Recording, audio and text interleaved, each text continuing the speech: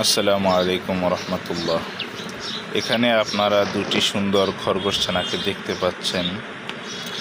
যদিও এই ভিডিওটা প্রায় 5 থেকে 6 মাস আগের করা ছিল।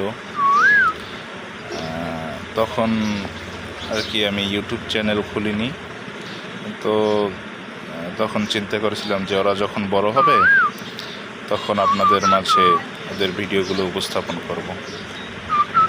এই খরগোশ ছানা দুটোকে কিনে এনেছিলাম আমার এক কাজিনের কাছ থেকে। তো তখন আর কি আমার খরগোশ সম্পর্কে অতটা আইডিয়া ছিল না আর কি। ওর কাছে তখন জিজ্ঞেস করছিলাম যে একটা মেল আর একটা ফিমেল কিনা। ও তখন বলল যে হ্যাঁ, একটা মেল একটা ফিমেল। কিন্তু পরে আমি বাসায় নিয়ে আসার পর প্রায় 1 মাস পরে আর কি আমি দেখতে পাই যে না, দুটোই মেল বাচ্চা বা পুরুষ বাচ্চা। পরে আর কি কী করার, ওর কাছ থেকে আরও দুটি ফিমেল বাচ্চা তখন কিনে আনি। তো ইনশাল্লাহ সামনের ভিডিওতে আপনাদের মাঝে ওই ফিমেল বাচ্চা দুটোরও ভিডিও উপস্থাপন করব।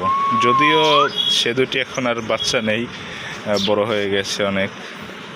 ওদেরকে যখন আমি এনেছি তখন ওদের রাখার মতো আর কি সেরকম কোনো জায়গা ছিল না। ফলের ক্যারেটের ভিতরে আর কি রাখতাম ওদেরকে। তখন ছোট ছিল তো, তাই কোনো সমস্যা হতো না আর কি। রাতে ক্যারেটের ভিতরে রাখতাম, সকাল হলে এভাবে এই যে নেট দিয়ে এবং লাঠি দিয়ে বেড়া দিয়ে দিয়েছিলাম, ওখানে ওর ভিতরে রাখতাম।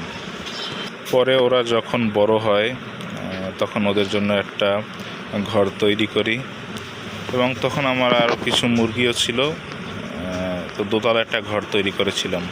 আমাদের আঞ্চলিক ভাষায় আমরা মুরগির ঘরকে খুব বলি। আপনাদের আঞ্চলিক ভাষায় আপনারা মুরগির ঘরকে কি বলেন?